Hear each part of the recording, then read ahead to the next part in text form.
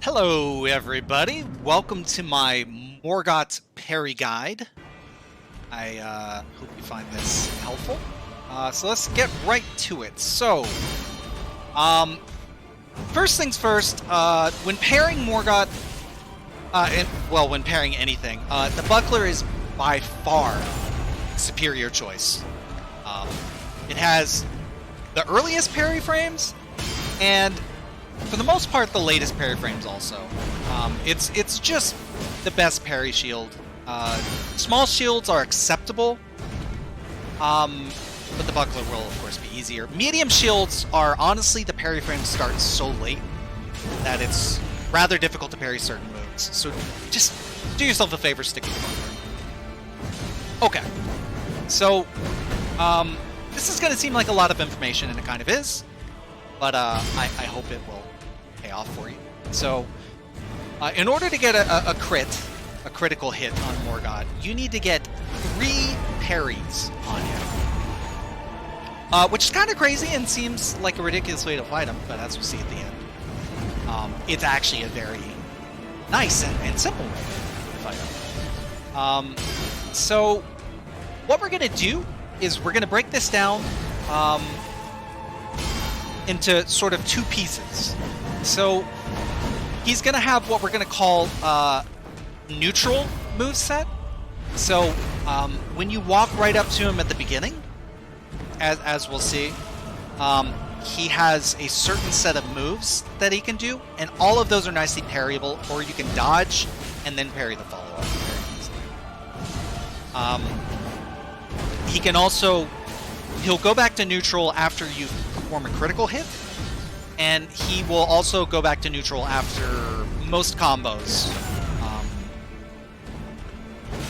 and certain moves, and we'll talk about which he doesn't. For the most part, he'll go back to neutral after those. So you're gonna need to learn how to parry a few of those moves. They're all pretty easy. We'll see all of those in just a second. And then, immediately after you parry, what you're going to want to do is you're going to want to run away from whatever move he does. Because he has, it would be safe to stay in his face to parry him. For almost everything, except for one move that's basically unreactable. It's so fast. It's very unfortunate. But yeah, that's the very quick swipe, followed by the longsword spinning combo. And that's really what makes our life difficult. It's rather sort of complicated business here, but it's actually not that hard. So we're going to run away. He has certain moves he can do. And then we're going to run back in for all except for the crazy combo. And each of those moves will have certain follow-ups, but a lot of them are shared, so it's not too bad to deal with. We will see what those follow-ups to the follow-ups are. And yeah, it's basically just a matter of remembering a few certain neutral moves, and then a few options after follow-ups, and it becomes muscle memory, and it's really not that bad. So here, let's look at our openers. So here, this is our first neutral move. He can start with the dagger, the double dagger slash, and you're going to want to roll to the right, as you see me do here, because he can roll catch you if you roll to the left or if you roll back. So roll to the right. It's always followed up by this hammer move, and that is easily parryable. You just parry the hand there, as we see. You don't want to be late on that, or else that hand or the sword will go through you, and you'll get hit by the hammer. So make sure not to be. Sorry, you don't want to be late on that. But that is always followed up by that, so that is rather. And you have a decent amount of time to react. You can hear the sound. When you hear it, you know the dagger's coming, and you dodge to the right, and that'll become muscle memory after a while.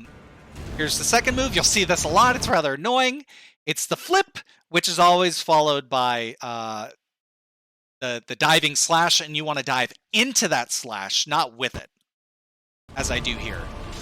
So he's going to be way away from you, but he's always going to follow up if you dive into it, if you dodge into it. He's always going to follow it with a leaping hammer, or a spear throw. So there's a spear throw. The spear throw, you just run up to him, and you let the spear go over you, and then he's back to neutral. And there, that's one of the neutral moves we'll see. Next, the leaping hammer, you want to dodge into it, and then he's back to neutral. So that's simple to do.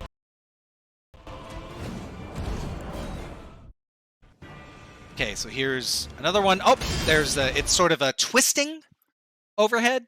That one we'll see fairly often. That one's an easy deflect. That's neutral moves. Here's the overhead from the left. That's also an easy parry. Here is the horizontal swipe. Horizontal backhand. Easy parry. And then here is just the hammer without the daggers starting. And that's the same parry time. So those are all of the neutral moves you'll see. With the exception of a jump back.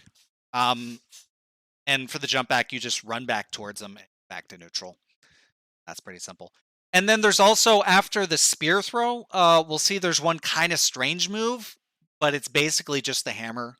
And we'll talk about that when we see it. But let's look at this in action. I'll also show some punishes you can do before stuff. Those are options. There's plenty of times in between certain moves to be punishing. Okay, so we ran away. Okay, so there's our first follow-up. Let's go back and comment on that. Okay, so we run away. Our first follow-up is that high horizontal or a high downward swing from the left. That is always either followed up by the horizontal backhand with the normal timing, and that's easy to deflect, or this jump to the... Oh, well, there's a horizontal. See? And then he can also, after you deflect, follow up with the horizontal, and that is always followed up by a jump to the side, as we see there. So the jump to the side we'll see a lot. That's a lot of follow-up to follow-ups. He always follows that with the longsword, which we dodge, and then the high downward slam, which we deflect. Okay, so there's our third. We get the crit, and then he's stay in his face. He's back to neutral. There's a jump back that can happen. There's a hammer. Run back. So there, that is the cursed, extremely fast, unreactable move. We have to avoid. There's a twist. Okay, run away. Okay, so that backhand there, that is the most complicated. The horizontal backhand. That can be followed by 3 different moves. He's stubbornly only doing one of the moves over and over and over, so we have to wait a while to see the other. The jump to the side, which as we've seen is always, we'll see this a bunch of times, always followed by the longsword and then high slam. It's also followed by a stab, which we'll see, and then also by a hammer, which we'll see.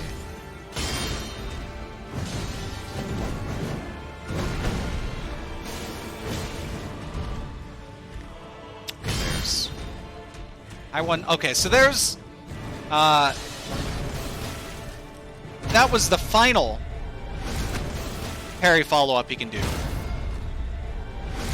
He'll do a series of 2 slashes, and those can be followed up by an extremely delayed backhand, which takes some time to get used to. Or... Shoot, did I miss something here? I think I did. We'll see it again. Or the jump to the side, as we saw.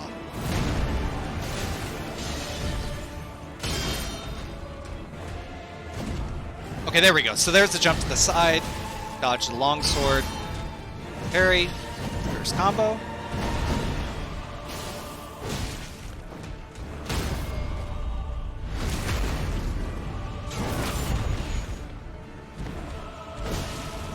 Okay, jump back, close the distance, goes back to neutral. Okay, so once again, refusing to show us the other ones. Just getting that jump to the side. So back to neutral after that. Dodge your daggers to the right.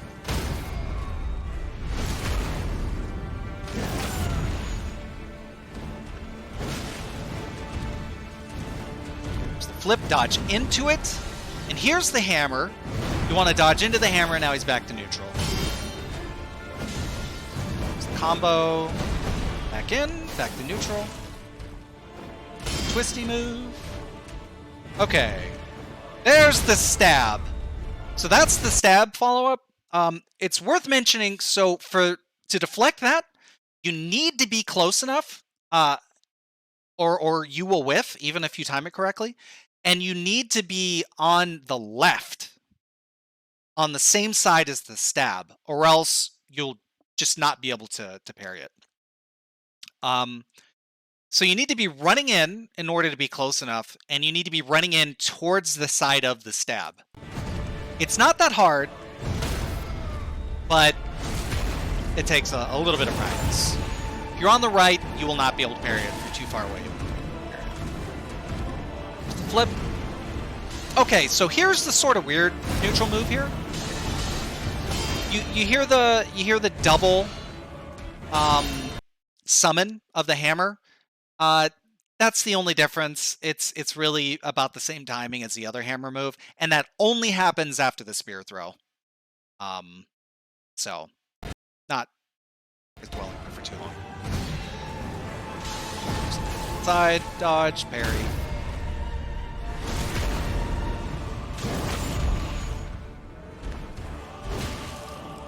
Finally going to see the other moves here. Okay, so there's the double.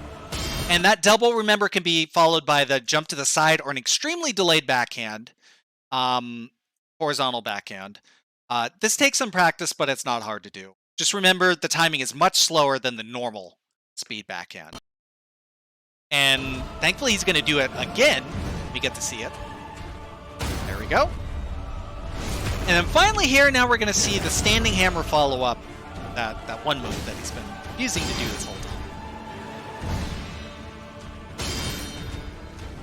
Here we go. And for this, you want to walk back and dodge backwards. So on the standing hammer, if you are too close to him when he finishes that, he will do the unreactable combo. But if you walk back a step or two and then dodge backwards, he will be reset to neutral. Walk back to him. So that's nice and easy. And that's basically all the moves. That's, like I said, a lot of information, but it really does.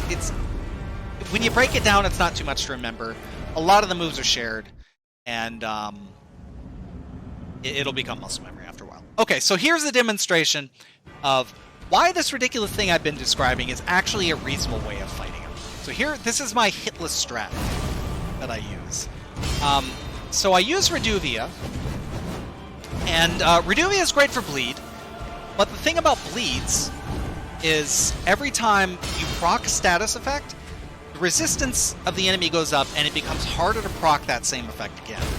So after a couple bleeds, it's usually at least twice as difficult to proc the next bleed.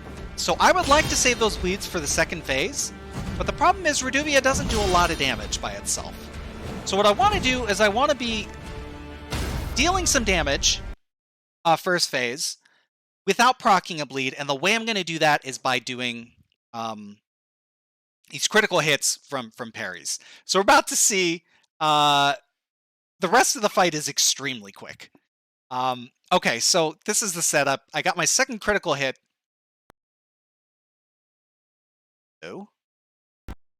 This will prompt him to start the arrow rain. And then I will use Rotten Breath to deal enough damage to force the phase transition, and also to give him Rot, which is nice. So there's one bleed. Here's another bleed during phase transition, and he's almost dead by the time he can do literally anything. Really just a couple hits away. And that's the fight. So, parrying is actually a reasonable way to fight. And yeah, I hope you found this helpful, and have fun parrying Morgott.